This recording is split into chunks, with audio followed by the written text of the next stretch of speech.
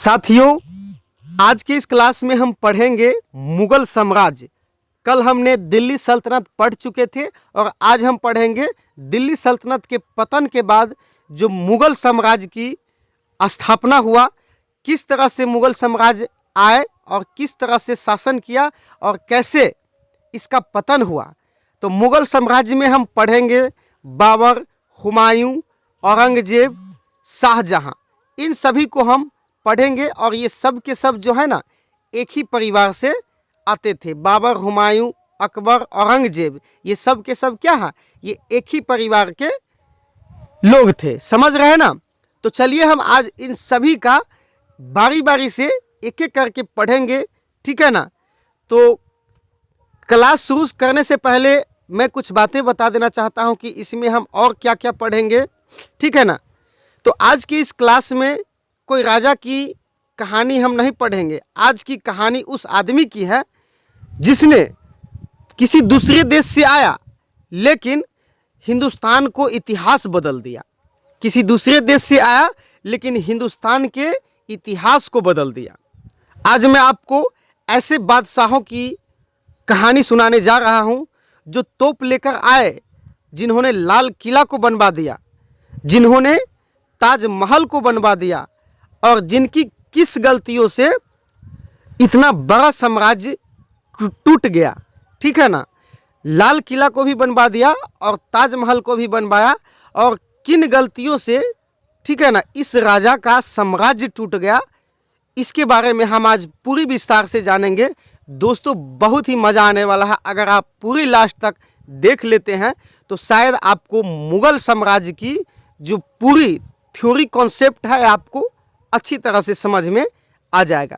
तो चलिए बिना समय देरी किए शुरू करते हैं। सबसे पहले हम जानते हैं बाबर की कहानी, ठीक है ना। तो बाबर कोई गरीब या कमज़ोर आदमी नहीं था। बाबर जो है ये कोई गरीब या कमज़ोर आदमी नहीं था।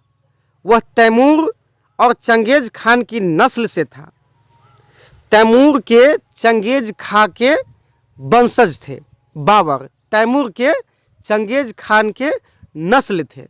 उसके पास नाम था, हिम्मत थी, लेकिन अपना देश नहीं था। किसके पास? बाबर का, ठीक है ना। सबसे पहले बाबर जो है फरगना का शासक रहा, फरगना जिले का शासक रहा। फिर काबुल पर क्या हुआ, कब्जा किया उन्होंने। लेकिन बाबर का सपना था कि हिंदुस्तान को अपना बनाना है। समझ गए ना। तो बाबर का सपना था। तो सबसे पहले हम जानते हैं कि बाबर ने भारत क्यों आना चाहता था, बाबर क्या चाहता था, ठीक है ना, भारत के प्रति। तो चलिए जानते हैं बारी बारी से। बाबर ने देखा कि भारत बहुत अमीर है, लेकिन यहाँ के राजा आपस में लड़ रहे हैं, झगड़ रहे हैं। देखिए, जब दिल्ली सल्तनत हम पढ़ रहे थे तो दिल्ली सल्तनत का जो सबसे अंतिम शासक था वो टूट गया। और जब टूट गया तो कोई मजबूत राजा, मजबूत शासक रहा नहीं, और लोग आपस में क्या कर रहा था, झगड़ रहा था उस समय, ठीक है ना। आपस में झगड़ रहे थे, कोई मजबूत शासक थे ही नहीं। अभी आपको बताएंगे दोस्तों। बाबर को बुलाया गया, दूसरे देश से बाबर को बुलाया गया, ठीक है ना। जो आपस में लड़ रहे थे, झगड़ रहे थे, भारतीय सेना, भारतीय सैनिक, ठीक है ना। दिल्ली सल्तनत काल का जब कोई मजबूत राजा नहीं रहा, ठीक है ना, उसी समय का एक जो है बुलाया। कौन बुलाया वो आपको मैं बताऊंगा आगे, ठीक है ना। तो वही क्या किया, बाबर को भारत बुलाया, ठीक है ना। कौन बुलाए थे? तो अफगान के सरदार, अफगानी सरदार सब जो थे आपस में लड़ रहे थे, झगड़ रहे थे। वही लोग क्या किया, जब उन्हें खुद को कुछ समझ में ना आया तो उन्हें लगा, देखिए आप लोग ही जब हारने वाले होते हैं, जब किसी से जीतना होता है तो क्या करते हैं, आप किसी अपने से मजबूत लोग की साथ पकड़ते हैं, मजबूत लोगों को सहारा लेते हैं। उसी तरह जो है अफगान सरदार आपस में लड़ रहे थे। उन्होंने सोचा कि बाबर को बुला लिया जाए, ठीक है ना। तो उस समय अफगान सरदार और इब्राहिम लोदी से के खिलाफ जो है झगड़ा लड़ाई चल रहा था। अफगान सरदार वो चाहता था कि मैं राजा बनूं, और इब्राहिम लोदी चाहते थे कि मैं राजा बनूं अब, ठीक है ना। तो उसी समय अफगान के सरदार और इब्राहिम लोदी से चल रहा था क्या, झगड़ा लड़ाई चल रहा था। लेकिन अफगान के सरदार ने क्या किया, बाबर को निमंत्रण किया भारत आने के लिए, बाबर को बुलाया अफगान सरदार ने, ठीक है ना। तो बाबर ने सोचा, बाबर का तो वैसे भी पहले से सपना था कि भारत को किसी तरह से हम कब्जा में करें, समझे। तो बाबर ने सोचा कि अगर मौका मिल रहा है तो क्यों ना कोशिश किया जाए। बाबर ने सोचा कि अगर मौका मिल रहा है तो क्यों ना कोशिश किया जाए, ठीक है ना। उस समय जो है पानीपत का प्रथम युद्ध हो रहा था, ठीक है ना। उस समय पानीपत का प्रथम युद्ध भी हुआ 1526 ईस्वी में, समझे कि नहीं। उस समय पानीपत के प्रथम युद्ध 1526 ईस्वी में, जिस समय बाबर ने भारत आया, उस समय पानीपत का युद्ध चल रहा था 1526 ईस्वी में, ठीक है ना। अब ध्यान से सुनिए, यहीं से इतिहास बदलता है, ठीक है ना। बाबर के पास सेना लगभग कितना था, 12,000। बाबर के पास लगभग सेना था 12,000 और इब्राहिम लोदी की सेना लगभग 80,000 थे। इब्राहिम लोदी के पास सेना 80,000 था और बाबर के सेना लगभग 12,000 ही था। अब सोचिए दोस्तों, जिसके पास 12,000 सेना है और किसी के पास 80,000 सेना है, आपको लगेगा कि हम तो किसी कीमत पर नहीं हारेंगे। लेकिन इसके बिल्कुल विपरीत हुआ दोस्तों। आप लोग आगे समझते जाइए, पूरा अच्छी तरह से आपको समझ में आ जाएगा, ठीक है ना। तो आप सोचिए दोस्तों कि 12,000 सेना बाबर के पास था मात्र, और इब्राहिम लोदी को 80,000 सेना था, ठीक है ना। बाबर दूसरे देश से आया था, इब्राहिम लोदी भारतीय थे, समझ रहे हैं ना। बाबर ने कैसे जीत लिया, अब आपको बताते हैं कि बाबर जो है मात्र 12,000 सेना के साथ इब्राहिम लोदी को कैसे हरा दिया पानीपत के युद्ध में, ठीक है ना।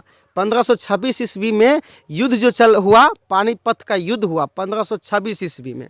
इस बात को ध्यान में रखिएगा, ये क्वेश्चन काफ़ी बार एग्जाम में पूछा जाता है कि पानीपत का प्रथम युद्ध कब हुआ, है ना। 1526 ईस्वी में हुआ, और किसके किसके बीच हुआ, तो इब्राहिम लोदी और बाबर के बीच हुआ।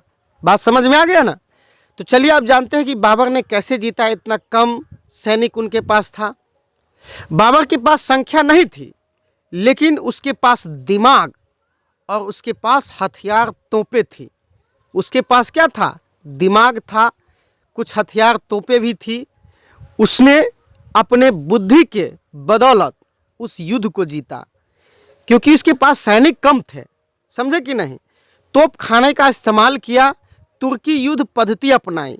बाबर ने तुर्की में इससे पहले युद्ध हुआ था, वहाँ से उसने पूरी तरह से सीख लिया था युद्ध की जीतने की रणनीति को। तुर्की में युद्ध हुआ था, वहाँ से सीख गया था युद्ध जीतने की रणनीति, ठीक है ना। दुश्मन को घेर कर मारा, दुश्मन को क्या किया, घेर कर मारा। परिणाम क्या निकला, इब्राहिम लोदी मारा गया, ठीक है ना। इब्राहिम लोदी मारा गया और दिल्ली सल्तनत खत्म हो गया। यहीं से दिल्ली सल्तनत खत्म हुआ, समझ रहे हैं ना बात को। इससे पहले वाली अगर कहानी आपने नहीं देखे हैं पार्ट 1, तो आप जाकर के देखिए, तब जाकर के आपको समझ में आ जाएगा कि दिल्ली सल्तनत कैसे खत्म हुआ, ठीक है ना। तो इब्राहिम लोदी मारा गया और दिल्ली सल्तनत क्या हुआ, इब्राहिम लोदी को मरने के बाद सीधा दिल्ली सल्तनत खत्म और मुगल साम्राज्य शुरू हुआ, ठीक है ना। अब बाबर का स्वभाव कैसा था ये जानते हैं। बाबर सिर्फ लड़ने वाला राजा नहीं था, वह कविता लिखता था, बाग बनवाता था, पार्क बनवाता था और अपनी जिंदगी की कहानी लिखता था। बाबर जो है सिर्फ लड़ाई लड़ने वाला राजा सिर्फ नहीं था, वह कविता लिखता था, बाग बनवाता था और अपनी जिंदगी की कहानी लिखता था, समझ रहे हैं ना। बाबर की आत्मकथा, बाबर की अगर एग्जाम में आपसे पूछ सकता है कि बाबर की आत्मकथा का नाम क्या है, इस बात को ध्यान में रखिएगा। बाबर की आत्मकथा का नाम बाबरनामा है। ये कई सारे एग्जाम में पूछे गए हैं क्वेश्चन और आगे भी पूछे जा सकता है, ठीक है ना। तो बाबर की आत्मकथा क्या है, बाबरनामा। अब जानते हैं बाबर की मृत्यु कब हुई। तो बाबर की मृत्यु 1530 ईस्वी में हुआ। 1526 ईस्वी में उसने आया भारत और 1530 ईस्वी में उसकी मृत्यु हो गई, यानी कि 4 साल के बाद ही बाबर की मृत्यु हो गई, ठीक है ना। मरते समय वह एक कमज़ोर नहीं बल्कि एक विजेता था। मरते समय वह एक कमज़ोर आदमी नहीं था, वह एक विजेता था, क्योंकि उसने इब्राहिम लोदी जैसे 80,000 वाले सैनिक को हरा दिया था। ठीक है ना, वह एक विजेता था, ऐसा नहीं है कि वो सीधा चला गया और युद्ध जीता था, समझे कि नहीं, जिसने एक नए युग की नींव रख दी। ठीक है ना दोस्तों। अब हम बात करते हैं, अगर बाबर इतना ताकतवर था तो उसका बेटा इतनी आसानी से राज्य क्यों हार गया। अब सवाल उठता है कि बाबर इतना ताकतवर था तो उसका बेटा आसानी से युद्ध को राज्य क्यों हार गया। अब बाबर गया, बाबर के बाद उसका बेटा आया। ठीक है ना, अब हम आपको आगे बताएंगे कि उसका बेटा कौन है। ठीक है ना, तो ये हो गया बाबर की कहानी। इसके बाद अब बाबर के बाद आएगा उसका बेटा। ठीक है ना, तो बाबर का बेटा के नाम क्या है, हुमायूं। इस बात को ध्यान में रखिएगा, बाबर के बेटा के बाद का नाम क्या है, हुमायूं नाम है। अब जो है बाबर तो गया और बाबर के बाद हुमायूं आएगा, उसका बेटा उत्तराधिकार बनेगा। अब देखते हैं कि हुमायूं क्या किया। ठीक है ना, लास्ट तक आप लोग बने रहेगा दोस्तों। तो दोस्तों अब जो है बाबर के मृत्यु के बाद जो है हुमायूं उसका बेटा उत्तराधिकार बना। बाबर का बेटा कौन था, हुमायूं। इस बात को ध्यान में रखिएगा आप लोग। ठीक है ना, 1530 ईस्वी से हुमायूं राज्य को संभालना शुरू किया। ठीक है ना, 1530 ईस्वी से, क्योंकि बाबर की मृत्यु 1530 ईस्वी में हुई और 1530 ईस्वी में बाबर की जब मृत्यु हुई तो उसका बेटा 1530 ईस्वी से क्या किया, उन्होंने क्या किया वो आपको आगे बताते हैं। बाबर की मृत्यु 1530 में हुमायूं मुगल साम्राज्य का दूसरा शासक बना। क्या हुआ, हुमायूं जो है वो मुगल साम्राज्य का दूसरा शासक बना। पहला शासक कौन था, बाबर, और दूसरा शासक कौन आया, हुमायूं। हुमायूं कौन था, हुमायूं बाबर का बेटा था। समझ गए। तो बाबर का जो क्या किया, बाबर ने क्या किया उसका तो हमने बता दिए। अब आप जानते हैं हुमायूं उसका जो बेटा आया, बाबर का बेटा, उसने क्या किया, उसकी कहानी को भी आप अच्छे तरह से समझते हैं। ठीक है ना। तो सवाल में पूछेगा कि पहले कौन आया, दूसरा इसके बाद कौन आया, तो ध्यान में रखिएगा बाबर, इसके बाद हुमायूं। हुमायूं जो है ना, हुमायूं स्वभाव से अच्छा इंसान था, लेकिन निर्णय लेने में वह कमज़ोर था। ज्योतिषी और भाग्य पर ज़्यादा भरोसा करता था। समझ गए ना। हुमायूं जो है वह निर्णय लेने में कमज़ोर था और वो भाग्य और किस्मत पर ज़्यादा भरोसा करते थे। समझ रहे हैं ना। तो बच्चों एक बात बता देना चाहता हूँ आपको, हुमायूं की सबसे बड़ी गलती यहीं से शुरू होता है। समझ गए ना। हुमायूं की सबसे बड़ी गलती क्या होता है, वह किस्मत और भाग्य के भरोसा जो है वो रहते थे। वह सबसे ज़्यादा किस्मत और भाग्य पर भरोसा करते थे और यही सबसे बड़ी गलती रही। किसका, हुमायूं का। काबुल अपने भाई कमरान को दे दिया। काबुल क्या किया, अपने भाई कमरान को दे दिया। बाबर के बेटा और भी था, है ना। हुमायूं ने अपने भाई को काबुल दे दिया। ठीक है ना। काबुल अपने भाई को कमरान को दे दिया, दूसरे भाई को भी राज्य बांट दिया। मतलब समझ रहे हैं कि नहीं समझ रहे हैं। इसका मतलब हुआ कि राज्य जो था वो राज्य उसने क्या किया, वह राज्य को आधा अपने लिया और आधा अपने भाई को बांट दिया। समझ गए ना। वह अपने आधा भाई को साम्राज्य बांट दिया और आधा अपने पास रखा। इससे क्या हुआ, साम्राज्य कमज़ोर हो गया। अगर मान लीजिए एक राज्य है, वो राज्य सिर्फ आपके अंदर में है और उसमें आप 2 भाई हैं, तो उसको आधे आधे बांट दिए। तो उसने क्या किया, उसने यही किया कि उसको ज़्यादा लालच नहीं था, उसने चुपचाप आधा साम्राज्य जो है अपने भाई को बांट दिया। उसने सोचा कि आधा पर मैं चलाऊंगा शासन, आधा पर मेरा भाई चलाएगा। समझे कि नहीं। यही सबसे बड़ी गलती रही उसकी, साम्राज्य को बांट दिया। ठीक है ना। इसके बाद क्या हुआ, शेर शाह सूरी से टकराव। देखिए राज्य तो कई सारे थे, उसमें अलग अलग राज्य का अलग अलग राजा हुआ करते थे। समझ गए ना। तो बगल के जैसे कि एक गांव थोड़ी होता है, एक गांव में कई सारे, जैसे एक पंचायत है, एक पंचायत में कई सारे गांव होता है, सब गांव है ना, हर पंचायत का एक एक मुखिया होता है ना। तो उसी तरह से क्या था, दूसरे राजा भी हुआ करता था अगल बगल का। समझे। जैसे कि अगल बगल के राजा कौन थे, शेर शाह सूरी। ठीक है ना। तो शेर शाह सूरी से क्या हुआ, टकराव हुआ, युद्ध हुआ। अब कहानी में नया मोड़ आता है, समझ गए ना दोस्तों, ध्यान से सुनिएगा। शेर शाह सूरी से टकराव होता है जो आगे चलकर शेर शाह सूरी कहलाया, ठीक है ना। हुमायूं और शेर शाह के बीच टकराव हुआ।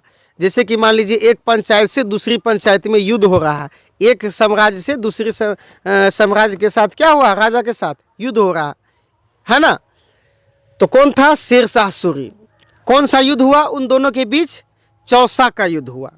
शेर शाह सूरी और हुमायूं के बीच कौन सा युद्ध हुआ, चौसा का युद्ध। कब हुआ, 1539 ईस्वी में हुआ।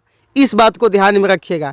शेर शाह सूरी और हुमायूं के बीच युद्ध हुआ 1539 में, चौसा का युद्ध हुआ, समझ गए ना। हुमायूं शेर खान की ताकत को समझ नहीं पाया।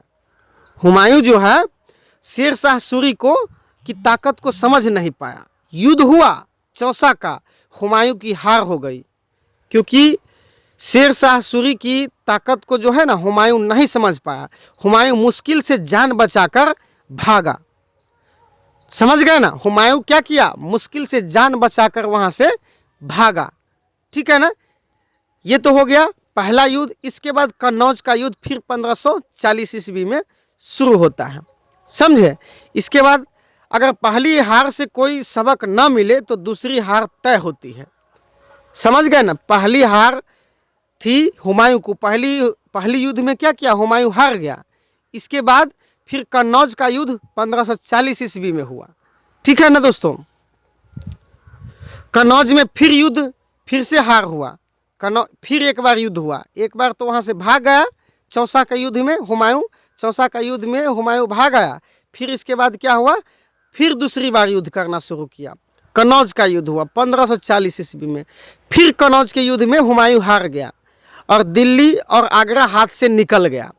फिर युद्ध हुआ कन्नौज का युद्ध 1540 ईस्वी में, और हुमायूं के हाथ से दिल्ली और आगरा क्या हुआ, निकल गया, समझ गए ना दोस्तों।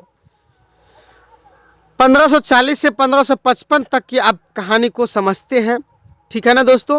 हुमायूं राजा होते हुए भी देश छोड़कर भटकता रहा।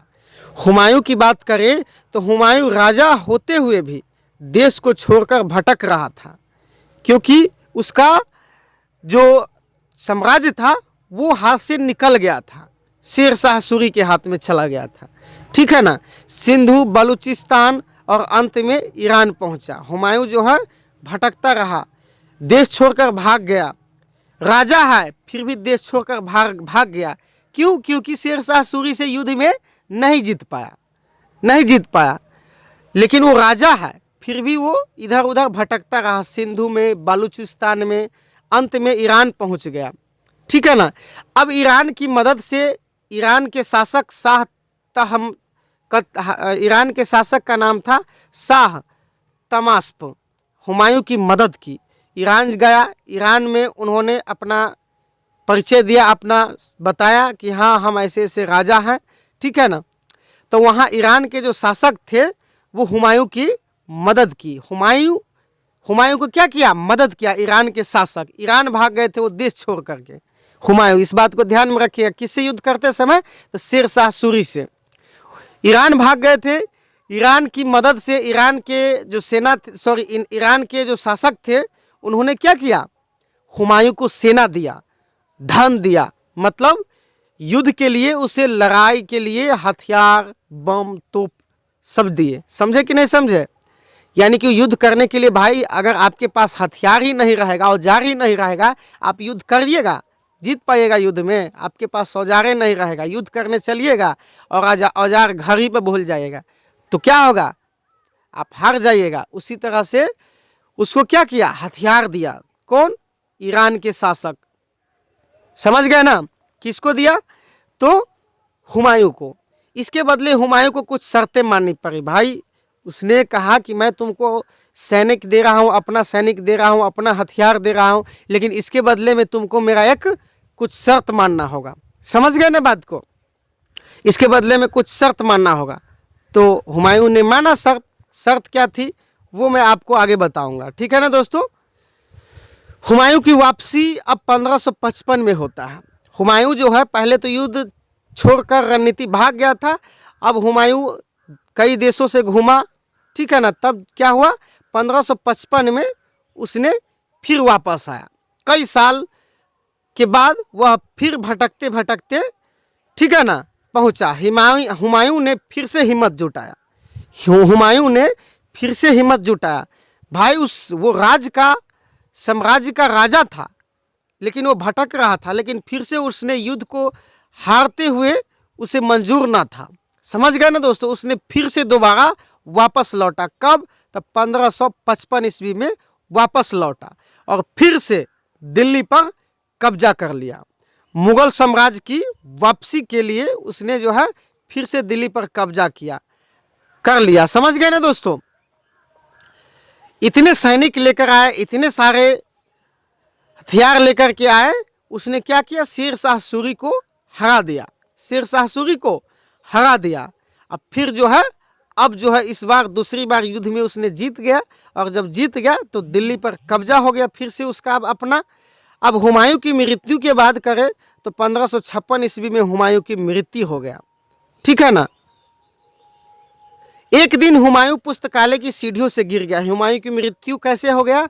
तो भाई हुमायूं की मृत्यु, वो जो है लाइब्रेरी होता है जो पुस्तकालय की सीढ़ी से गिर गया और उसको अचानक चोट लगे और वह उसकी मृत्यु हो गई। कब? हुमायूं की मृत्यु 1556 ईस्वी में हो गई। हुमायूं की मृत्यु 1556 ईस्वी में हो गई। यह मृत्यु बताती है कि किस्मत कभी भी पलट सकती है। आप सोच सकते हैं कि पहले युद्ध में शेर शाह सूरी के साथ एक बार नहीं 2-2 बार हारे, लेकिन उसने हिम्मत नहीं हारी। उसने हिम्मत जुटाया और फिर से वो दोबारा आया। ये कहानी, ये सीख, ये हुमायूं की मृत्यु जो है ये हमें बताती है कि किस्मत कभी भी पलट सकता है। इस बात को ध्यान में रखिएगा। तो हुमायूं से हमें क्या सीख मिला? तो अच्छा इंसान होना काफ़ी नहीं है, राजा को मजबूत निर्णय लेना जरूरी होता है, ठीक है ना। अब हार के बाद भी वापसी संभव उसने कर लिया। तो ये हो गया आपका हुमायूं का कहानी। हुमायूं को अब हम समझ गए। इसके बाद हम अगला शासक को पढ़ेंगे। दोस्तों ये 4 शासक ही मात्र आपको पढ़ना है। इसके बाद आपका मुगल साम्राज्य जो है खत्म हो जाएगा। तो आप लोग बने रहिएगा वीडियो में। अब हम जो पढ़ेंगे अगला शासक हुमायूं का बेटा आएगा। कौन आएगा? अकबर आएगा। इस बात को ध्यान में रखिएगा। अकबर कौन था? हुमायूं का बेटा था। समझ गए ना दोस्तों। अकबर कौन था? हुमायूं का बेटा। जितने भी युद्ध होगा, जितना भी ये मुगल साम्राज्य चलेगा ना दोस्तों, ये सब के सब एक ही परिवार के लोग शासन किए। समझ गए ना। हुमायूं के बाद आ गया कौन? अकबर। हुमायूं के बाद आ गया अकबर। अकबर कौन था? तो हुमायूं का बेटा था। समझ गए ना। हुमायूं का बेटा कौन था? अकबर। समझ गए ना। इस बात को ध्यान में रखिएगा। तो अब हम अकबर को समझेंगे एक एक करके, बारी बारी से। अकबर ने क्या किया, कैसे किया, उसका शासन रणनीति क्या रहा। समझ गए ना दोस्तों। तो आज का जो अकबर के बारे में हम जानेंगे, उसने क्या किया। अकबर जो है वह सिर्फ 13 साल का था। हुमायूं का बेटा अकबर वह सिर्फ 13 साल का था और 13 साल की उम्र में इतने बड़े साम्राज्य का मालिक बन गया कि आप सोच भी नहीं सकते हैं दोस्तों। आज की ये अकबर की कहानी में हम जानेंगे दोस्तों। ये अकबर की जो कहानी है, ये बादशाह जो तलवार से नहीं, हथियार से युद्ध नहीं लड़ा, बल्कि इसने समझदारी से युद्ध लड़ा। अकबर जो है हथियार से नहीं, तलवार से नहीं, गोली बारूद तोप खाने से नहीं युद्ध लड़ा, इसने समझदारी से युद्ध लड़ा। हुमायूं का जो पुत्र था, बेटा था, वो मात्र 13 साल का था। समझे। हुमायूं का पुत्र 13 साल का था। समझ गए ना दोस्तों। अब हम बात करते हैं इसका जो सोच था। इसका सोच क्या था? यह इंसान, पहले इंसान उसके बाद धर्म को मानता था। समझे। यही राजा की रणनीति होना चाहिए और यही इतिहास में महान कहलाता है। समझे कि नहीं समझे। चलिए अब हम अकबर की बारी बारी से जो है समझते हैं इसकी रणनीति को। हुमायूं का पुत्र कौन है? अकबर। कई बार हम बोलते हैं इसलिए क्योंकि इसमें जो है इस नाम में कौन किसका पुत्र था ये बहुत कन्फ्यूजन लोगों को करता है। तो हुमायूं का पुत्र अकबर था। अकबर का 1556 ईस्वी में शासन शुरू किया, ठीक है ना। हुमायूं की अचानक मृत्यु के बाद अकबर के हाथ में चला गया। पहले क्या हुआ करता था कि भाई उसका अगर पिता मरता था तो उसका बेटा राज्य को शासन करता था। पिता को मरने के बाद उसका पुत्र जो है राज्य पर शासन करता था। उस समय की बात है, पहले। समझ गए ना दोस्तों, मध्यकाल की बात है। अकबर की उम्र सिर्फ 13 साल थी। वह अनुभवी और बुद्धिमान था, इसीलिए बैरम खां को उसका संरक्षक बनाया। ये क्वेश्चन आपसे पूछ सकता है कि अकबर का संरक्षक कौन था? बैरम खां। अकबर का संरक्षक कौन था? बैरम खां, ठीक है ना दोस्तों। अकबर ने अपना एक संरक्षक बनाया, बैरम खां को संरक्षक। समझ रहे हैं ना दोस्तों, जो होता है एक अपना मुख्य आदमी, मुख्य सेनापति, वही उसी तरह से बैरम खां को बनाया था अकबर ने। अब हम बात करते हैं अकबर की गद्दी बची या नहीं। अब हम जानते हैं दोस्तों, यह तय हुआ पानीपत के युद्ध में। मुगल सेना हेमू दिल्ली पर कब्जा कर चुका था। मुगल के सेना जो है, मुगल सेना हेमू नाम का एक राजा था जो दिल्ली पर कब्जा कर चुका था। युद्ध में हेमू की आंखें में तीर लगा था, वह बेहोश हो गया था। मुगल जीत गए थे। इससे क्या हुआ? मुगल साम्राज्य मजबूत हुआ। बैरम खां से स्वतंत्रता। कुछ समय बाद अकबर ने समझ लिया कि अब मुझे खुद शासन करना होगा। समझ गए ना दोस्तों, उसने क्या किया? अकबर की गद्दी पर बची या नहीं। मुगल सेना हेमू दिल्ली पर कब्जा कर चुका था। युद्ध में हेमू की आंख में तीर लगा था, वह बेहोश हो गया और मुगल जीत गए। इससे मुगल साम्राज्य मजबूत हुआ। बैरम खां से स्वतंत्रता। कुछ समय बाद अकबर ने समझ लिया कि अब मुझे खुद शासन करना होगा। समझे? बैरम खां जो है उसका अपना उत्तराधिकारी जो बनाया था दोस्तों, उत्तराधिकारी बनाया था, तो उसने कुछ दिन जो है अपने तरीके से शासन चलाना शुरू किया, इसके नियंत्रण में। किसके? अकबर के नियंत्रण में, बैरम खां। लेकिन देखा कि इससे शासन चलने लायक नहीं है, ठीक है ना। उसको समझ में आ गया कि अब जो है अकबर खुद समझ गया था कि अब मुझे ही शासन करना होगा। उसने बैरम खां को क्या किया? हटा दिया। बैरम खां को क्या किया? हटा दिया। अपना जो उत्तराधिकारी बनाया था उसको कुछ दिन के लिए, कुछ समय के लिए दे दिया था शासन चलाने के लिए। लेकिन उसने बहुत गड़बड़ सड़बड़ कर दिया, उल्टा पुल्टा कर दिया। उसको लगा कि ये इससे नहीं होने वाला है बैरम खां से, अब मुझे खुद ही शासन चलाना होगा। समझ गए ना दोस्तों, खुद सत्ता संभाल ली। अकबर की परिपक्वता दिखता है, क्योंकि वो इसलिए बैरम खां को दे दिया था क्योंकि वह छोटा था, मात्र 13 साल का ही था दोस्तों। लेकिन फिर भी 13 साल में उसने देखा कि इससे संभालने वाला नहीं है। फिर उसने सोचा कि अब मैं खुद ही इसे संभालूंगा, ठीक है ना। राजपूत की नीति, अब अगला पॉइंट आता है। अकबर की सबसे बड़ी जीत जो है कैसे हुआ? राजपूत वाली नीति अपनाया। अकबर ने तलवार से ज़्यादा दिल जीतने की नीति अपनाई। अकबर ने तलवार जीतने से ज़्यादा क्या किया? दिल जीतने की रणनीति अपनाई। कहने का मतलब ये हुआ कि वो हथियार से युद्ध नहीं, वो सिर्फ दिल जीतने की नीति अपनाई। कैसे? राजपूत से विवाह संबंध बनाया। राजपूत उस समय जो है शासक सब जो थे अगल बगल के, वो राजपूत घराने से थे, ठीक है ना। उसने क्या किया? सिस्टम से अंदरूनी, ठीक है ना, विवाह संबंध बनाया। राजपूत से विवाह संबंध बनाया, उन्हें उच्च पद दिए, उनके धर्म में हस्तक्षेप नहीं किए।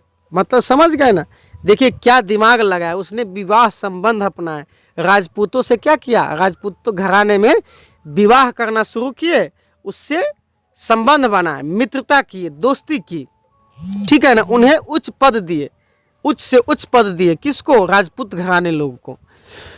और उनके धर्म में कोई हस्तक्षेप नहीं किया।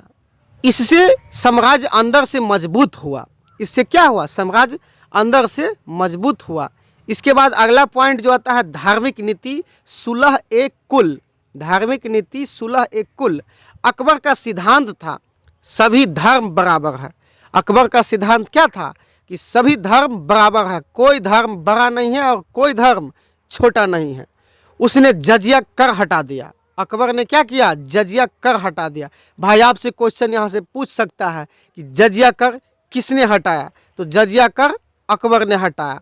अकबर का सिद्धांत था कि कोई धर्म बड़ा नहीं है, कोई धर्म छोटा नहीं है, सब धर्म बराबर है।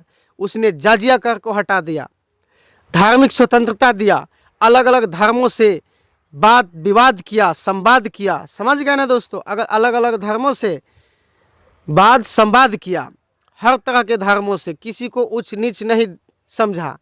इसके बाद अगला बिंदु जो है इबादत खाना और दीन ए इलाही, इबादत खाना और दीन ए इलाही। अकबर ने फतेहपुर सिकरी में इबादत खाना बनवाया। भाई क्वेश्चन यहाँ से भी बन सकता है, इबादत खाना जो है किसने बनवाया, तो अकबर ने बनाया। कहाँ बनवाया, फतेहपुर सिकरी में इबादत खाना बनवाया अकबर ने, ठीक है ना। और उसमें धर्म गुरुओं से चर्चा की, उसमें धर्म के गुरु से चर्चा किया, बाद में दीन ए इलाही की शुरुआत की। यहाँ से भी क्वेश्चन बन सकता है, दीन ए इलाही की शुरुआत किसने की, कब हुआ, ठीक है ना। तो अकबर ने दीन ए इलाही की शुरुआत की, जो कोई बड़ा धर्म नहीं बना।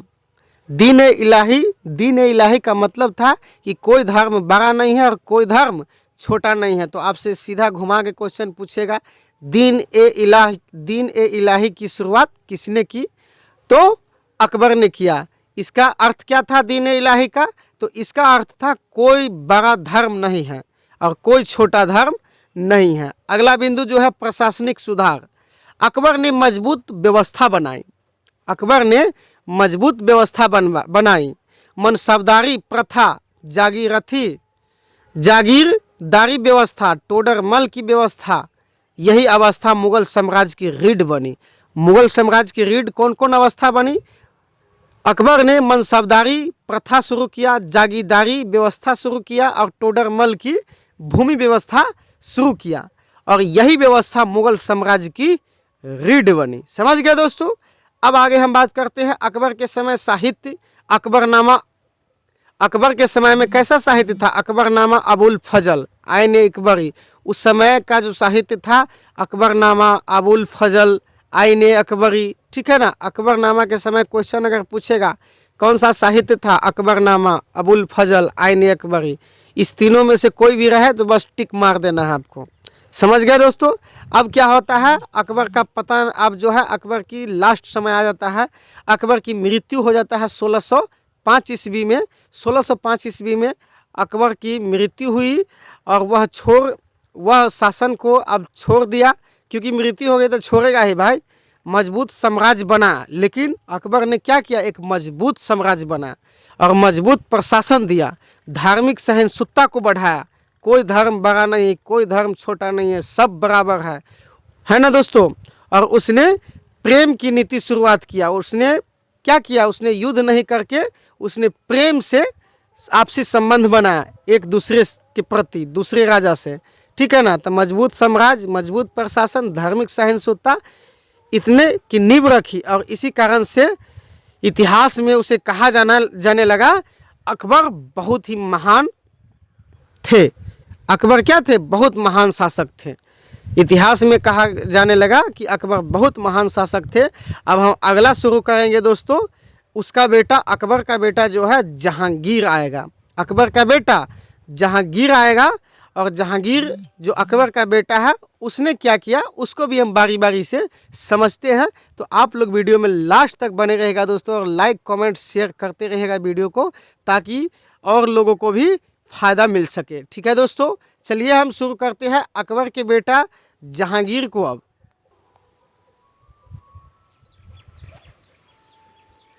दोस्तों हम आपको बता देना चाहते हैं कि ये मुग़ल साम्राज्य जो है बहुत ही इम्पोर्टेंट टॉपिक है, और यहाँ से हर एग्ज़ाम में बार बार क्वेश्चन पूछे जाते हैं। और ये जो मैं आपको समझा रहा हूँ, आप लोग कमेंट करके ज़रूर बताइएगा कि आपको कैसा लग रहा है, समझ में आ रहा है कि नहीं समझ में आ रहा है। चलिए अब हम जहांगीर को समझते हैं, ठीक है ना। अकबर के बेटा जहांगीर को समझते हैं, ठीक है दोस्तों। अब जो है जहांगीर की कुछ हम थोड़ा सा बातें बता देते हैं कि ये कैसा स्वभाव के थे, ठीक है ना। तो तो जहांगीर ऐसे बादशाह था जो न्याय का बहुत शौकीन था, लेकिन खुद अपने फैसलों से अक्सर उलझा रहता था। इस राजा ने महल से एक जंजीर लटकवाई ताकि कोई भी गरीब सीधे बादशाह से न्याय मांग सके। महल में क्या किया, एक जंजीर लटकवाई ताकि कोई भी गरीब जो है सीधे न्याय मांग सके। लेकिन यही राजा अपनी पत्नी के आगे अक्सर कमज़ोर पड़ जाता था। ठीक है ना दोस्तों। अगर बात करें तो जहांगीर जो है 1605 में शासन स्थापित किया, अपना शासन संभालना शुरू किया। अकबर की मृत्यु के बाद जहांगीर जो है शासन 1605 ईस्वी में शुरू किया। अकबर की मृत्यु के बाद उसका बेटा सलीम गद्दी पर बैठा। ठीक है ना। अकबर की मृत्यु के बाद उसका बेटा जो है सलीम गद्दी पर बैठा। सलीम ने अपना नाम रखा जहांगीर। अब सोच रहे होंगे कि भाई ये सलीम कहाँ से आ गया, आपने तो बोला था जहांगीर, जहांगीर बताए थे अकबर के बेटा। तो देखिए उसका नाम जो है पहले सलीम था, बाद में उसने अपना नाम को बदल करके जहांगीर रख लिया। समझ गए ना। अब समझ में आ गया कि सलीम कौन था, जहांगीर ही था, उसका दूसरा नाम था पहले। जहांगीर आता है, जहांगीर जो है ये न्यायप्रिय शासक थे, न्यायप्रिय शासक थे। जहांगीर ने आगरा किले में न्याय की जंजीर लगवाई। जहांगीर ने आगरा किले में न्याय की जंजीर लगवाई और कोई भी व्यक्ति दिन रात न्याय मांग सकता था। जंजीर उसने आगरा किले में न्याय की जंजीर लगाई। क्यों लगाई? कि कोई भी व्यक्ति जो है न्याय मांग सकता है। ठीक है ना। अगर किसी के साथ कोई अन्याय कुछ हो रहा है तो आप मुझसे न्याय मांग सकते हैं। इससे पता चलता है कि वह न्याय को बहुत महत्व देता था। समझ गए ना। लेकिन विद्रोह की समस्या भी हुई, लेकिन जहांगीर का शासन जो है पूरी तरह शांत नहीं था। बेटे खुसरो ने विद्रोह किया, उसे कठोर दंड मिला। जहांगीर के बेटा जो था खुसरो ने विद्रोह किया और उसे कठोर दंड मिला। इससे जहांगीर की कठोरता भी सामने आई। समझ गए ना दोस्तों। मतलब जहांगीर के बेटा खुसरो जो थे, अमीर खुसरो, इसने विद्रोह किया, लड़ाई झगड़ा यानी कि इधर उधर किया। जानते हैं ना कि राजा का बेटा होता है तो कुछ अपने आप को ये समझते हैं। उसने विद्रोह किया, इधर उधर थोड़ा लड़ाई झगड़ा किया, जिस वजह से जहांगीर को गुस्सा उठा। उसने अपने बेटे को कठोर दंड दे दिया। इससे जहांगीर की कठोरता भी सामने आती है कि अगर उसके सामने में कोई विद्रोह करता है तो उसे कठोर दंड देने की भी हिम्मत रखता था। समझ गए ना जहांगीर। इसके बाद क्या हुआ, नूरजहां का प्रभाव। अब कहानी में शक्तिशाली महिला आती है। समझे कि नहीं। अब नूरजहां आती है, जहांगीर के बाद नूरजहां आती है। और नूरजहां कौन थी? जहांगीर शासन करता था लेकिन फैसलों पर नूरजहां की छाया थी। जहांगीर शासन करता था लेकिन फैसलों पर नूरजहां की छाया थी। नूरजहां बहुत समझदार थी, शासन में हस्तक्षेप करती थी, सिक्कों पर उसका नाम चलता था। एक महिला शासक थी उसी समय जो नूरजहां थी, वो बहुत समझदार थी, शासन में हस्तक्षेप करती थी, सिक्कों पर उसका नाम चलता था। इसे कहते हैं नूरजहां जुटा। नूरजहां जुटा। कला और संस्कृति। जहांगीर का समय चित्रकला, स्वर्णकाल, मुगल पेंटिंग का विकास। जहांगीर के समय चित्रकला, स्वर्णकाल और मुगल पेंटिंग का विकास हुआ। जहांगीर खुद प्रकृति का प्रेमी था, पशु पक्षियों पर बहुत दया करते थे और वह क्या करता था, वह किताब भी लिखता था जहांगीर। समझ गए ना। जहांगीर की अगर विदेश नीति की बात करें, अंग्रेज ईस्ट इंडिया कंपनी उसके समय भारत आया। उसी के शासनकाल में अंग्रेज के ईस्ट इंडिया कंपनी जो है भारत आया। किसके शासनकाल में? जहांगीर के शासनकाल में। अब दोस्तों आगे की कहानी जो है अगले हम पढ़ेंगे। अब आपको थोड़ा सा और बता देते हैं, कुछ बचा हुआ है।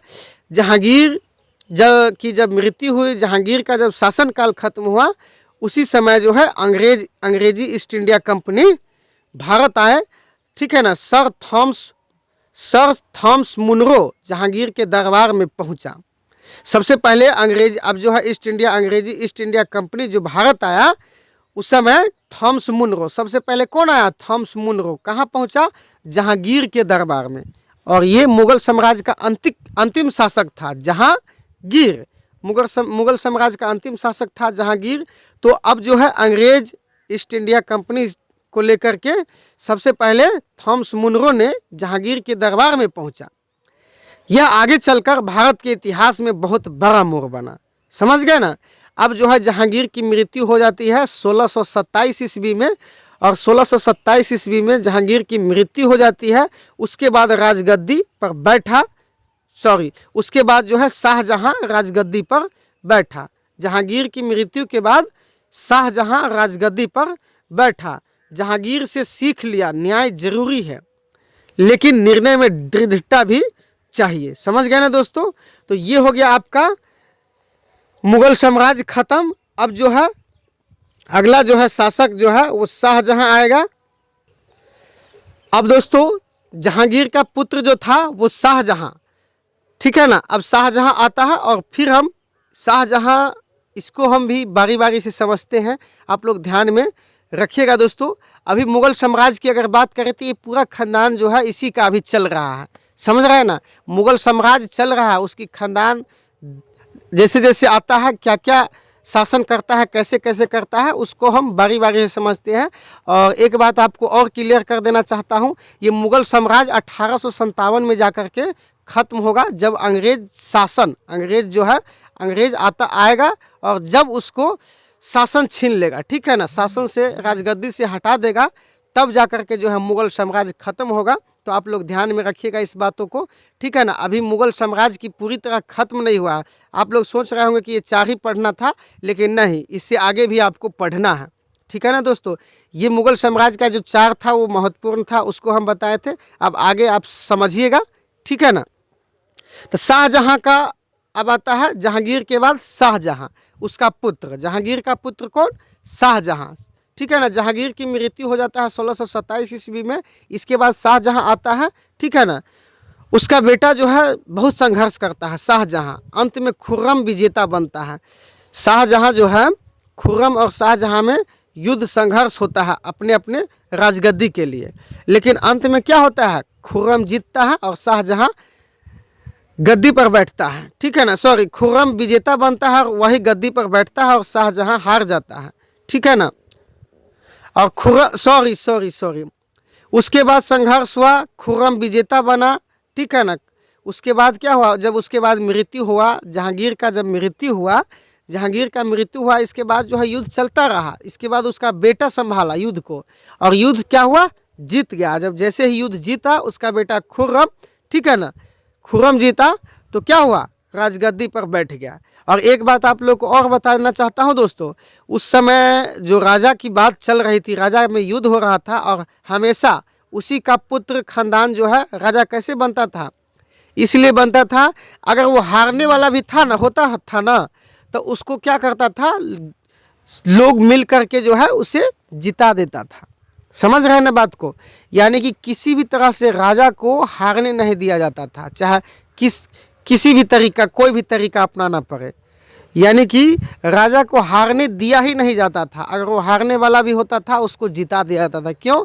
क्योंकि इसलिए जिता दिया जाता था कि राजा जो है, ये राजा, पहले राजा ही चलता था सदियों से, कि अगर राजा हार जाएगा तो क्या हो जाएगा, फिर जुल्म हो जाएगा। इसीलिए राजा को आज तक, जितने भी समय तक युद्ध चला, राजा को कभी नहीं हारने दिया गया, ठीक है ना। यानी कि अगर आप कमज़ोर भी है ना, तो भी आपको ठेल ठाल के चढ़ा दिया जाता था। समझ रहे हैं ना बात को। कमज़ोर भी पड़ता था फिर भी उसको किसी भी तरह से जिता दिया जाता था। इस बात को ध्यान में आप लोग जरूर रखिएगा। यानी कि आप लोग भी सोच रहे हो कि यार उसके बाद वो एक के बाद एक उसका पूरा खानदान जो है राजा बनते जा रहा है, ऐसा कैसे हो रहा है, कोई दूसरा जीत नहीं सकता था। नहीं भाई, जीत नहीं सकता था वो, अगर कमज़ोर भी है ना फिर भी उसे जिता दिया जाता था। क्यों? क्योंकि अगर वो हार जाता राजा ना, तो पूरे साम्राज्य में ये बात फैल जाती कि राजा हार गया, फिर राजा नाम की चीज़ नहीं रहता, राजा जो है राजा होता है। इसीलिए उसको कभी हारने नहीं दिया जाता था। इस बात को ध्यान में रखिएगा, है ना दोस्तों। अब चलिए हम जानते हैं जहांगीर जो है, जहांगीर की मृत्यु के बाद उसका पुत्र आता है शाहजहां। उसका पहला नाम जो था खुर्रम होता था। उसने कुछ दिन युद्ध किया, फिर जीत गया और गद्दी पर बैठ गया, जिसका नाम पड़ा क्या, शाहजहां। जहांगीर के पुत्र का नाम शाहजहां, है ना। जहांगीर का पुत्र अकबर का पुत्र था। जहांगीर का पुत्र अकबर का पुत्र। स्थापत्य कला स्वर्ण काल। अगर मुगल साम्राज्य को ईंट पत्थर में देखना हो, अगर मुगल साम्राज्य को ईंट पत्थर देखना हो तो शाहजहां को देखिए। समझ गए ना, ईंट पत्थर को देखना है तो शाहजहां को देखिए। ताजमहल मुमताज महल की याद में बना दिया। बताइए, ये जहांगीर जो है ताजमहल को मुमताज महल की याद में बना दिया। लाल किला को बनाया, दिल्ली का लाल किला, जामा मस्जिद, मयूर सिंहासन। इसीलिए इतिहास कहता है शाहजहां स्थापत्य कला का शिखर है। भाई उस सब ने, उस राजा ने, हमने बोला था इससे पहले कि वो राजा सब बनाया, उसने पूरी तरह नहीं बनाया था, पूरी कंप्लीट नहीं किया था, वो आधे अधूरे कर कर के छोड़ते जा रहे थे। समझ गए ना, छूट जाता था तो उसी को लास्ट में जो है ये पूरा करवाया। कौन? जहांगीर, सॉरी शाहजहां। शाहजहां क्या किया? उसी को छूटे हुए इमारत को पूरा किया। ताजमहल को बनवा दिया मुमताज महल की याद में, लाल किला बना दिया दिल्ली में, जामा मस्जिद बना दिया, मयूर सिंहासन। इसीलिए इतिहास कहता है शाहजहां स्थापत्य कला का बहुत ही महत्वपूर्ण शासक रहे। समझ गए ना। प्रशासन और विस्तार। शासन मजबूत था, अर्थव्यवस्था समृद्ध थी, सेना शक्तिशाली थी, लेकिन लगातार युद्ध, भव्य निर्माण और खजाना कमजोर होने लगा।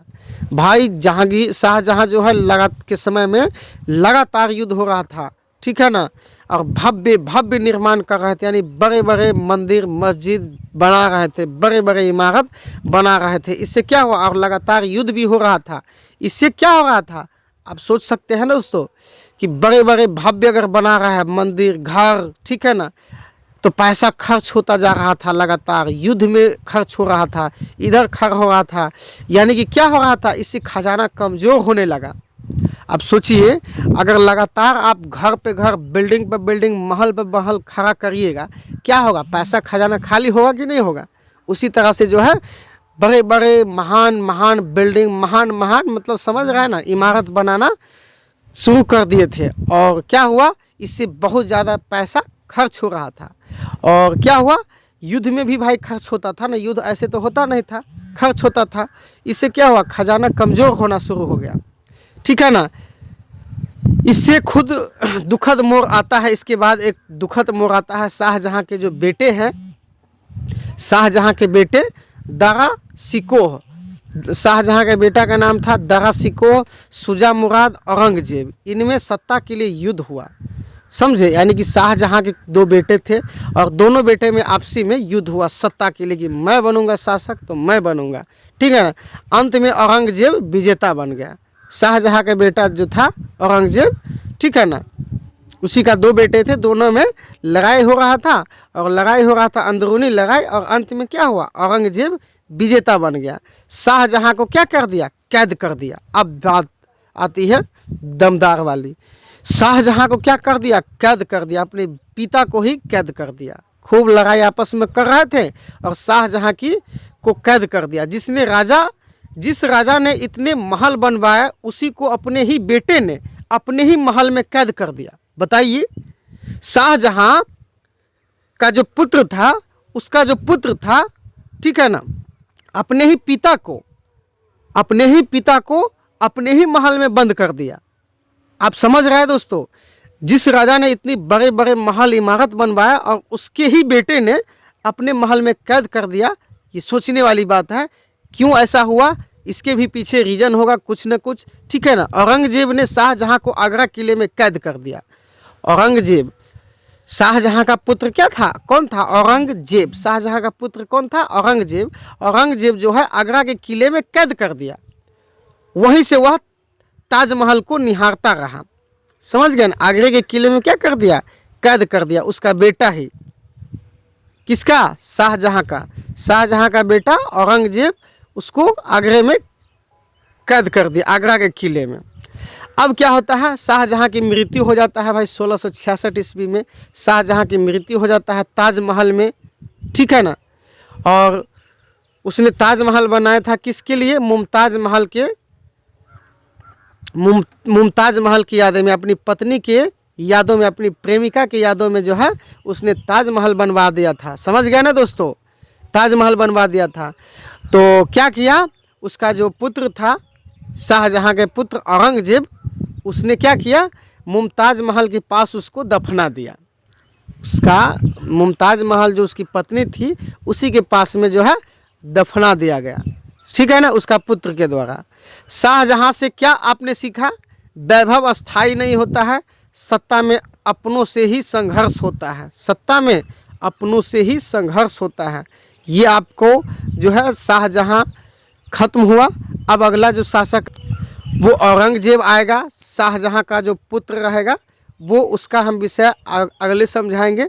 यानी कि औरंगजेब ने क्या कर दिया है, उसको अथी कर दिया था, कैद कर दिया था। कैद करने के बाद जो है अब औरंगजेब क्या क्या नीति अपनाया उसको हम समझते हैं। अभी तक ने आपने सिर्फ इतना जाना है कि औरंगजेब जो है अपने ही पिता को कैद कर दिया और दोनों भाई में लड़ाई हुआ सत्ता के लिए, जिसमें एक भाई को हरा दिया और औरंगजेब उसका जो है बड़ा भाई वो जीत गया, ठीक है ना। अब हम औरंगजेब को समझते हैं। अब जो है दोस्तों औरंगजेब आता है, शाहजहां का बेटा औरंगजेब 1658 ईस्वी में से अपना सत्ता शुरू करता है, ठीक है ना। शाहजहां के बेटा भयंकर सत्ता संघर्ष हुआ। शाहजहां के बेटों में क्या हुआ, भयंकर सत्ता के लिए संघर्ष हुआ। दारा सिकोह मारा गया है ना, और अन्य भाई हार गए। यानी कि दारा सिकोह एक भाई तो मारा गया और अन्य भाई जो है वो हार गया, और अंत में राजगद्दी पर औरंगजेब बैठ गया। उसका कई सारे पुत्र थे शाहजहां के, समझ गए ना दोस्तों। शाहजहां के कई सारे पुत्र थे, दारा सिकोह मारा गया जिसमें एक भाई मारा गया, अन्य भाई हार गए, और अंत में औरंगजेब राजगद्दी पर बैठा और उसने अपने पिता शाहजहां को आगरा के किले में कैद कर दिया।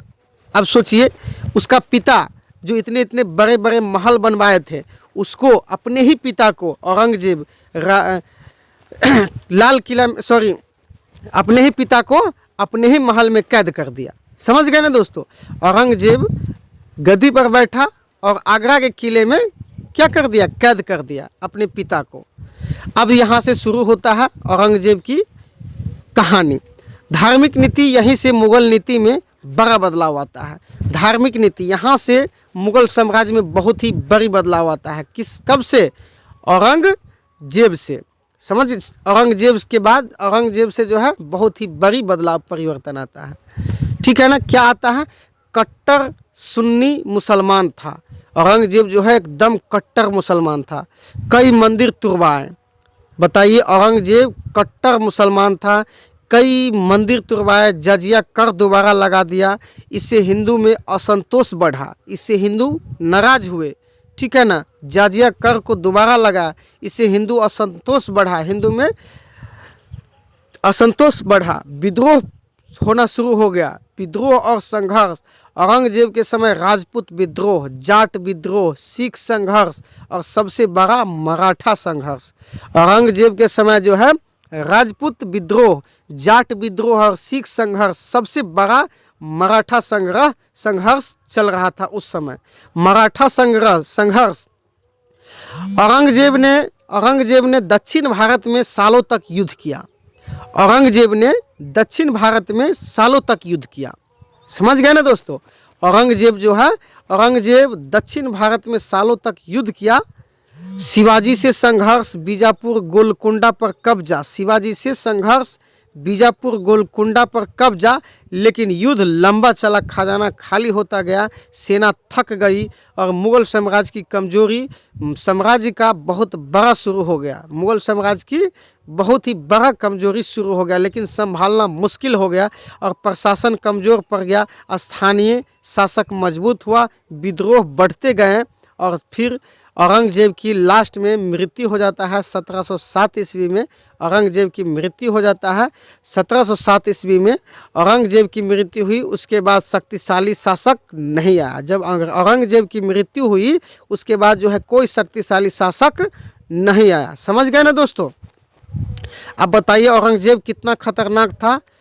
वो कट्टर मुसलमान था और जितने भी मंदिर थे सभी को तुड़वाया और जजिया कर जो हटा दिया गया था उसको फिर से लागू करवाया, ठीक है ना, और हमेशा युद्ध पर युद्ध, युद्ध पर युद्ध, युद्ध पर युद्ध शुरू कर दिया, ठीक है ना। अब बताइए औरंगजेब के धीरे धीरे क्या हुआ, इतना युद्ध होना शुरू हो गया कि धीरे धीरे साम्राज्य खाली होना शुरू हो गया और सभी के सभी जो है खजाना वो खाली हो गया और धीरे धीरे कमज़ोर हुआ और लास्ट में उसकी मृत्यु हो गई। औरंगजेब से क्या सीखने को आपको मिला, तो केवल शक्ति से शासन नहीं चलता है भाई। अगर तुम्हारे पास ज़्यादा पावर है, ज़्यादा शक्ति है, इससे सिर्फ शक्ति से शासन नहीं चलता है, इसको संतुलन बनाना बहुत ज़रूरी होता है। ये औरंगजेब से हमें सीखनी चाहिए, समझ गए ना। केवल शक्ति से शासन नहीं, संतुलन बहुत ज़रूरी है। अब अगला जो है इसके बाद कौन आएगा, औरंगजेब के बाद कौन आएगा दोस्तों, तो औरंगजेब के बाद शुरू करेंगे हम, पूरे विस्तार से समझिएगा। और ये लास्ट और आखिरी शासक रहेगा औरंगजेब के बाद। 1707 में औरंगजेब की शासन खत्म हो गया और 1707 के बाद 1857 तक हम लोग जानेंगे, ठीक है ना। औरंगजेब के बाद तो शासक आए, शासक तो रहे, लेकिन साम्राज्य क्यों नहीं। आप बताइए, औरंगजेब के बाद शासन तो रहा लेकिन साम्राज्य क्यों नहीं, आप बताइए उसके बाद क्यों नहीं हुआ। इतने कमज़ोर शासक हुए जो आपको आगे आपको अभी बताऊंगा, बने रहिएगा वीडियो में, ठीक है ना।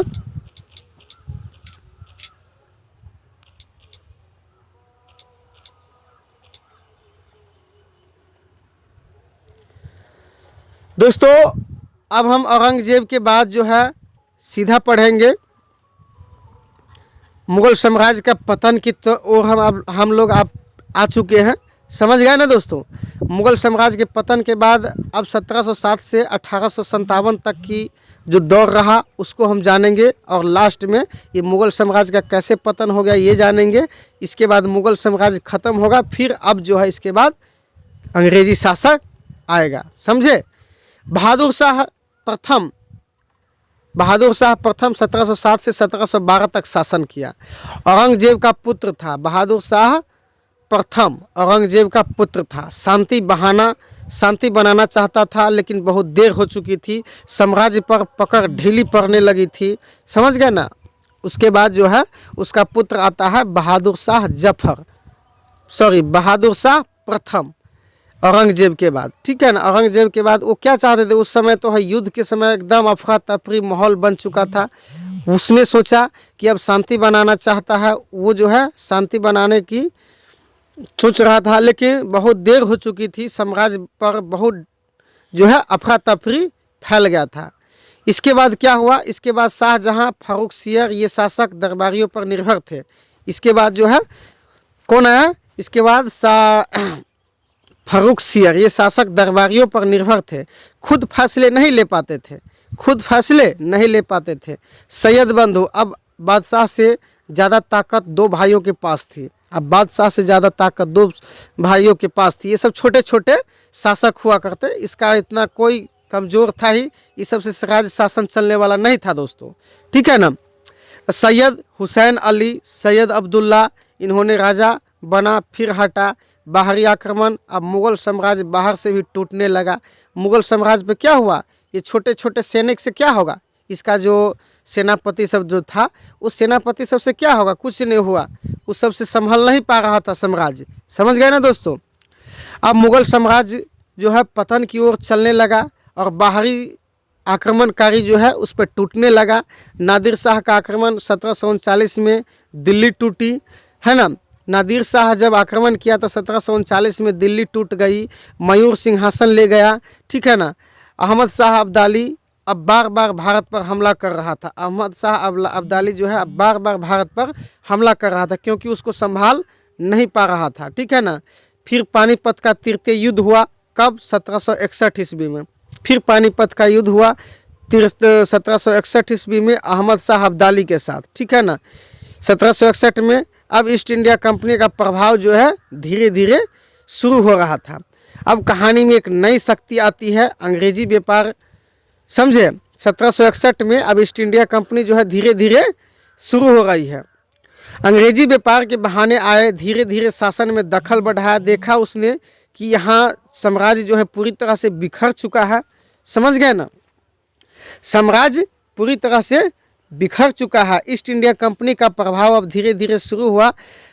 अंग्रेज व्यापार के बहाने आए, धीरे धीरे शासन में दखल बढ़ाया, धीरे धीरे शासन में दखल बैठाया और मुग़ल बादशाह नाम मात्र के शासक रह गए। मुग़ल बादशाह जो है अब सिर्फ और सिर्फ नाम मात्र के शासन रह गए और जो है पूरी की पूरी सत्ता अब उसके अधीन से चला जा रहा था। समझे। अंतिम मुग़ल शासक कौन रहा? बहादुर शाह जफर। ये आपसे क्वेश्चन एग्जाम में पूछ सकता है कि अंतिम मुग़ल बादशाह कौन रहे, तो बहादुर शाह जफर। ये जो है सिर्फ नाम का शासक रहे, लेकिन ये जो है सिर्फ नाम का शासक रहे, लेकिन सत्ता जो है अब धीरे धीरे दूसरे के अधीन चला जा रहा था। अब जो है 1857 की क्रांति में नाम मात्र का नेता रहा। अंग्रेज ने पकड़ लिया, रंगून भेज दिया इसे। भाई अंतिम मुग़ल शासक यही था, बहादुर शाह जफर, और इसकी कमजोरी अंग्रेज जो है पकड़ लिया था। और जब इसकी कमजोरी पकड़ लिया तो भाई क्या हुआ? 1857 के क्रांति में सिर्फ ये नाम मात्र का नेता था और इसको क्या किया? शासक था, इसको पकड़ लिया अंग्रेज और इसको रंगून के जेल में भेज दिया। बहादुर शाह जफर को रंगून जेल में भेज दिया। ठीक है दोस्तों, अब जो है साम्राज्य का, मुग़ल साम्राज्य का अंत हो जाता है 1857 ईस्वी में। अंतिम शासक जो रहा बहादुर शाह जफर, इस बात को ध्यान में आप लोग रखिएगा। 1857 के बाद मुग़ल साम्राज्य हमेशा हमेशा के लिए क्या हो जाता है? ख़त्म हो जाता है। और जब राजा कमज़ोर हो जाए तो साम्राज्य ज़्यादा दिन तक नहीं टिकता है। इस बात को आप लोग ध्यान में रखिएगा दोस्तों। जब राजा कमज़ोर हो जाए तो ज़्यादा दिन तक साम्राज्य नहीं टिकता है और यहीं पे 1857 में जाकर के मुग़ल साम्राज्य का अंत हो गया हमेशा हमेशा के लिए। अब जो है पूरे मुग़ल साम्राज्य पर जो है अंग्रेजी शासन शुरू हो गया। तो दोस्तों आपको कैसी लगी हमारी ये स्टोरी? आप लोग कमेंट करके ज़रूर बताइएगा, है ना दोस्तों। अब इसके बाद जो है अगला पार्ट में हम लोग पढ़ेंगे मुग़ल साम्राज्य के पतन के बाद अंग्रेजी शासन भारत पर कैसे कैसे हुआ। तो चलिए बस यहीं तक हम इस क्लास को यहीं पर हम एंड करते हैं दोस्तों। आप लोग कमेंट करके ज़रूर बताइएगा और पसंद आए तो लाइक कमेंट कर दीजिए।